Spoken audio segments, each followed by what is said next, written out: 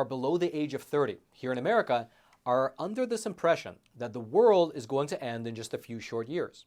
And the reason that they have this impression is not a mystery. For instance, if you happen to be in New York City and you take a casual stroll down Union Square, you'll come across a massive doomsday clock, which is quite literally counting down, second by second, the time that we have left before the supposed effects of global warming become irreversible. That clock, by the way, was set up right around the same time that several lawmakers began to float the idea publicly that we only have 12 years left before the world ends. Here's, for instance, Alexandria Ocasio-Cortez speaking about this very issue back in the year 2019. Millennials and people, and Gen Z and all these folks that come after us are looking up, and we're like, the world is going to end in 12 years if we don't address climate change. And your biggest issue is your biggest issue is how are we going to pay for it? And wouldn't you know it, just a few short months after she made that statement, the clock in Union Square, which used to just be a normal clock, was changed to instead be a doomsday clock. Now, whether the countdown is actually true or not, you can make up your own mind. The YouTube fact checkers definitely think it's true, given the fact that almost under any video that mentions climate change, they add their official stance as a disclaimer. However, setting that aside, there is something else that I believe is worth highlighting. The fact that very often it's exactly these types of bold predictions about specific dates when something should happen but winds up not coming true, which has pretty much undermined the credibility of so-called climate experts, at least in the eyes of most of the public. And so while the doomsday clock over in Union Square continues to tick, tick, tick away, let's take a short journey through time and look at the 33 climate predictions which turned out to be wrong. By the way, if you appreciate content like this, I do hope you take a super quick moment to smash those like and subscribe buttons, which quite literally forces the YouTube algorithm to share this video out to ever more people. Now, let's begin our journey in October of 1958. That was when the New York Times published an article in which they wrote this, quote, "Some scientists estimate that the polar ice pack is 40% thinner and 12% less in area than it was a half century ago, and that even within the lifetime of our children, the Arctic Ocean may open, enabling ships to sail over the North Pole." At the time, the article mentioned the Arctic ice sheet was about 7 feet thick, which was again in 1958.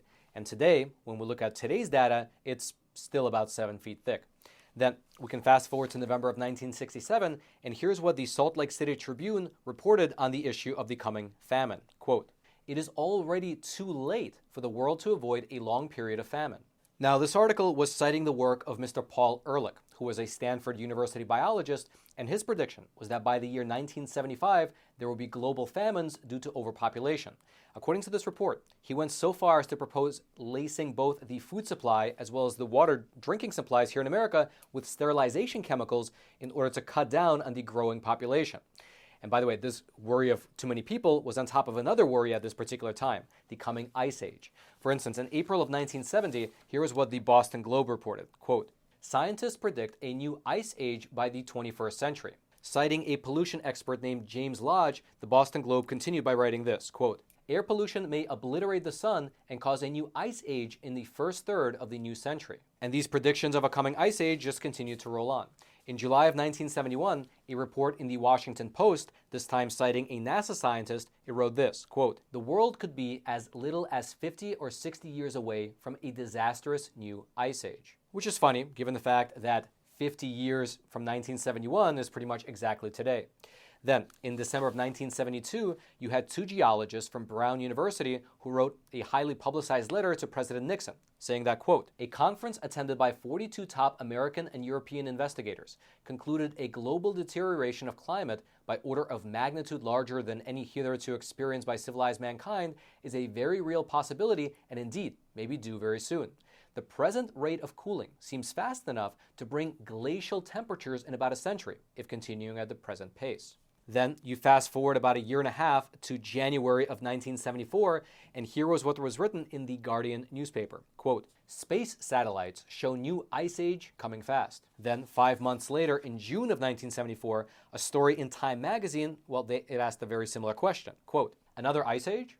Telltale signs are everywhere, from the unexpected persistence and thickness of pack ice in the waters around Iceland to the southward migration of a warmth-loving creature like the armadillo from the Midwest." And this trend of predicting a coming ice age continued for the next 4 years. For instance, in January of 1978, here is what was written in the New York Times. Quote, "An international team of specialists has concluded from 8 indexes of climate that there is no end in sight to the cooling trend of the last 30 years, at least in the Northern Hemisphere." However, it appears that an end to the trend was in sight, because just a year later, that very same newspaper, meaning the New York Times, was reporting the exact opposite. Here's one of their stories from February of 1979, which is again a year from the previous one we just read. Quote, "There is a real possibility that some people now in their infancy will live to a time when the ice at the North Pole will have melted, a change that would cause swift and perhaps catastrophic changes in climate."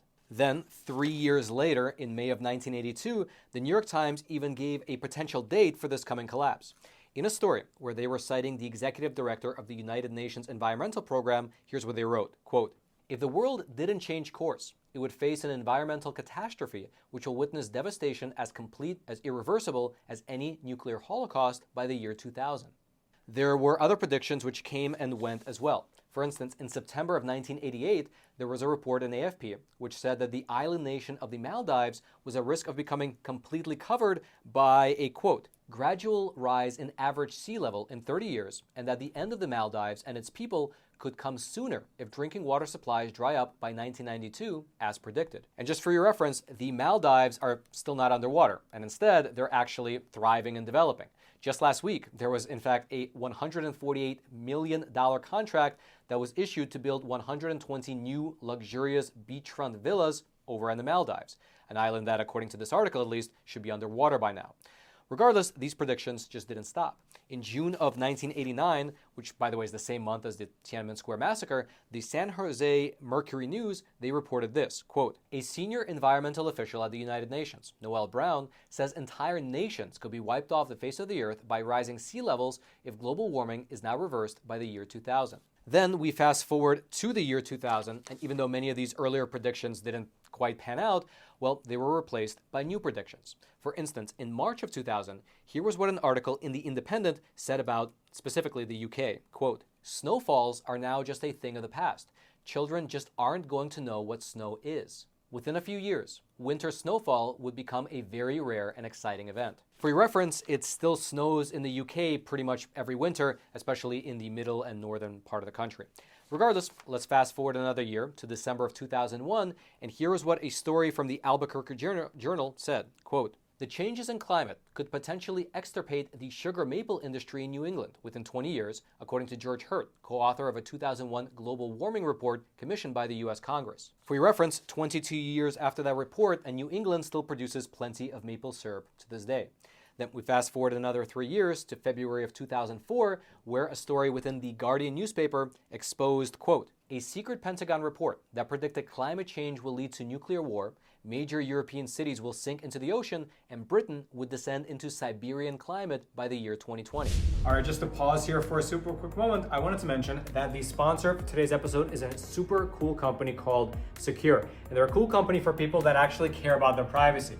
Because listen, if you don't think that these giant tech conglomerates and all these different alphabet agencies within the US government are spying on your messages, well, then frankly, you are not paying enough attention to the news. However, all that can be in the past because with Secure, they have awesome proprietary technology that has all your messages and all your emails actually go through Switzerland as they're making their way back and forth between you and your recipient. And so let's say you're here in America and the person you're messaging is over in Canada, Mexico, or anywhere else in the world. Well, it doesn't matter because all your messages are actually going through Switzerland back and forth from one to another, meaning that they are not subject to the Cloud Act and they are only subject to Swiss laws, which are some of the safest in the entire world.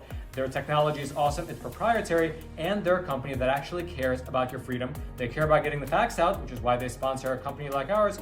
And best of all, they are offering a 25% off deal for our viewers, for the viewers of Facts Matter. So head on over to secure.com and use promo code Roman to get 25% off. And the rates are not even that expensive to start with. It's only $5 for the messenger and $10 for the email and messenger combo. And they even offer a 7-day free trial. So again, head on over to secure.com, use promo code Roman, save some money, and support an awesome sponsor. And as we mentioned earlier, although it does still snow in Britain, by the year 2020, it was nothing like the climate of Siberia. Regardless, we fast forward another 2 years, and in January of 2006, the Associated Press, while paraphrasing Al Gore, they wrote this, quote, "Unless drastic measures to reduce greenhouse gases are taken within the next 10 years, the world will reach a point of no return." Then the following year, in November of 2007, the New York Times quoted the head of the United Nations Climate Panel, who said this, quote, "This year was the defining moment of the climate change fight. If there is no action before 2012, that's too late." In that same month, Canada's CanWest News Service, while paraphrasing another polar researcher, they wrote this, quote, "The Arctic Ocean could be free of ice in the summer as soon as 2010 or 2015, something that hasn't happened in more than 1,000,000 years." And this Arctic Ocean without ice prediction began to gain traction. For instance, the next month, in December of 2007, here was a story in the Associated Press citing a NASA scientist, quote, "Arctic sea ice gone in summer within 5 years? At this rate, the Arctic Ocean could be nearly ice-free at the end of summer by 2012. In that same month, by the way, the BBC, they had a slightly different prediction. Citing another climate expert, here's what the BBC wrote, quote, "Arctic summers ice-free by 2013? Our prediction of 2013 for the removal of ice in the summer is not accounting for the last two minima in 2005 and 2007. So given that fact, you can argue that maybe our projection of 2013 is already too conservative." Then a few months later, in March of 2008, you had Xinhua, which is China's official propaganda mouthpiece, citing a Norwegian official who wrote this, quote, "If Norway's average temperature this year equals that in 2007, the ice cap in the Arctic will all melt away, which is highly possible judging from current conditions." For your reference, Norway's average temperature did actually slightly increase from the year 2007 to the year 2008, but the ice did not melt. Regardless, a month later, in April of 2008, there was a report in New Scientist magazine which was citing the director of the National Snow and Ice Data Center, and they wrote this, quote, "The North Pole could be ice-free in 2008. There is this thin first-year ice even at the North Pole at the moment. That raises the specter, the possibility that you could become ice-free at the North Pole this year." And these ice predictions just kept piling on. For instance, in June of 2008, you had the National Geographic News, it's a news outlet, citing an environmental scientist writing this, quote, "We're actually projecting this year that the North Pole may be free of ice for the first time in history." In that same month, the Associated Press, paraphrasing a NASA scientist this time, wrote this, quote, "In 5 to 10 years, the Arctic will be free of ice in the summer." Then, just a year later, you have probably one of the most famous predictions that have been made. USA Today, citing the former U.S. Vice President, Mr. Al Gore, they wrote this, quote, "The Arctic Ocean may be nearly ice-free in the summer as early as 2014. And again, these predictions just kept snowballing, no pun intended. In summer of 2012, the Australian wrote this, quote, "Enjoy snow now. By 2020, it'll be gone." In July of 2013, you had The Guardian, quote, "Ice-free Arctic in 2 years heralds methane catastrophe," says a scientist. Then in August of 2017, you had the Sydney Morning Herald, quote, "Snowy retreat, climate change puts Australia's ski industry on a downhill slope." For the last one, by the way, the weather data shows that over in Australia, it's been snowing quite as usual in recent years. Then we get to January of 2018, and this was when a Forbes article, citing a Harvard University professor, wrote this, quote, "The chance that there will be any permanent ice left in the Arctic after the year 2022 is essentially zero." For your reference, even though the odds were against it, at this very moment, there's about 5.6 million square miles of Arctic sea ice. Then, in June of 2018, Ms. Greta Thunberg, the young climate activist, she shared a story on Twitter which was titled this, quote, "Top climate scientist says humans will go extinct if we don't fix climate change by 2023. To which Greta added this, quote, "A top climate scientist is warning that climate change will wipe out all of humanity unless we stop using fossil fuels over the next 5 years. Now, for some odd reason, Greta decided to delete that particular tweet earlier this year. And she was not the only one that had to delete her earlier prediction. That's because in January of 2020, Glacier National Park had to remove one of their signs because that sign claimed that all the glaciers would be melted away by the year 2020, which would be an awkward thing to read in the year 2020 when you can still see the glacier in the background. Then, in December of 2021, the LA Times ran a story with this headline, quote, "A no-snow California could come sooner than you think." Interestingly enough, a few weeks after this article was published, researchers over at UC Berkeley announced that California actually had the snowiest December on record. Regardless though, a year later in August of 2022, Bloomberg reported this, quote, "The end of snow threatens to upend 76 million American lives." However, it's worth noting that just a few months later, the Sierra Nevada mountains saw their second snowiest winter on record. And then, of course, right now, right at this moment, California is getting blasted with a bomb cyclone with record levels of snow coming down quite literally as we speak. Which all brings us neatly back to the doomsday clock over in Union Square, which claims that we only have a few years left. And you know what? This time, they might be right. Like the boy who cried wolf too many times, well, this time, it might really be the end. However, in a more realistic assessment, after going through this entire list of 33 predictions which didn't quite pan out, it seems like these climate predictionists are shooting themselves in the foot. Because instead of just presenting the data and the research that they were able to pull together and explaining to the people, explaining to the public at large their findings in a rational and clear way, it seems like instead they just insist on continuing to issue these predictions one after the other. And these predictions, after they fail to materialize, well, they lead more and more people to trust these so-called climate scientists less and less. Perhaps that would explain why it's mostly young people at these climate protests. Since they haven't lived through the past 50 years of these predictions, they perhaps assume that this latest prediction is the only one, and therefore it must be right. Now again, I am not anything close to a climate expert or a climate scientist, and as to the question of whether there is indeed a climate crisis or not, well, you can decide that for yourself after looking into the data. I'm only pointing out the fact that if you look at all these predictions that were promulgated by the media, and if you took them seriously over the past 50 years, you would have been not only stressed out, but you would have also been wrong. If you'd like to go through any of the links and articles that we presented in today's episode, which by the way was only a small representative sample because there are quite literally hundreds of these types of articles, regardless though, if you'd like to go through the ones that we presented, I'll throw them all down into the description box below. Actually, I'll throw one link, and when you go to that link, all of them will be listed out there. They'll be down in the description box below. And then until next time, I'm your host, Roman from the Epoch Times. Stay informed, and most importantly, stay free.